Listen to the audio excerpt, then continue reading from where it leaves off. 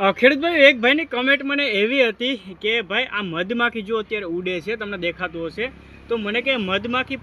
pollination તો કે એકદમ ફ્રીમાં કરે છે એ કે તમે કેટલા રૂપિયા લો છો કેમ કે હું પોલિનેશન કરતો એ બતાવતો હતો એ માટે થઈને હવે એ ખેડૂતભાઈને હું એવું કહેવા માગું જો કે ખેડૂતભાઈ હોય કે ખેતી ના હોય તો કંઈ મને ખ્યાલ નહીં ભાઈની કમેન્ટ હતી એટલે આપણે એમને જણાવવા માગીએ કે મોટા ભાઈ આમાં એવું હોય છે કે અમારે તો નારળીના રોપા બનાવવાના હોય છે સારી ડીટી હાઇબ્રિડ આ લોટણ માતૃ છોડ છે પિતૃનું પોલિનેશન સારામાં સારું કરવાનું હોય છે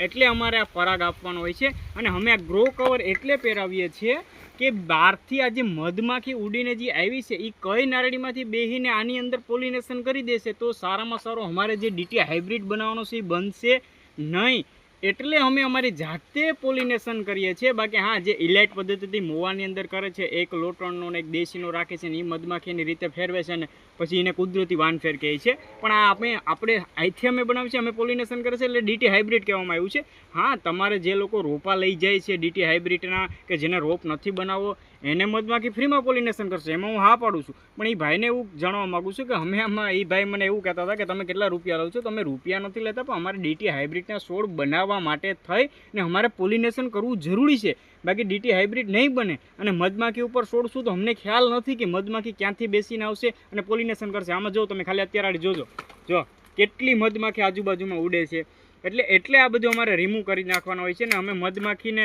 અંદર ના આવે એ માટે થઈને ગ્રો કવર પહેરાવીએ છીએ એટલે આવી રીતના હોય છે એ ખેડૂતભાઈને હું પૂરતી માહિતી આપી દઉં એન કેસને ખ્યાલ ના હોય તો એ ભાઈને બાકી વધારે કંઈ માહિતી જોતી હોય તો ચોક્કસ આપણે હરસિદ્ધિ ફાર્મનો કોન્ટેક્ટ કરી શકો છો રોપા જોતા હોય નારળી બાબત કંઈ કામ હોય ફર્ટિલાઇઝર ખાતર નખાવાનું હોય નારળીની અંદર તો 100% મારું નામ ભાવેશ સોલંકી મારા પેજમાં ન હોય તો પ્લીઝ ફોલો કરી લેજો જેથી આવી તમને જાણકારી મળતી રહે બાકી જય જવાન જય કિસાન અને ફરી મળીશું એક નવા વિડીયો સાથે લાઇક કરતા જાજો શેર કરી દેજો અને ફોલો કરી લેજો ખાસ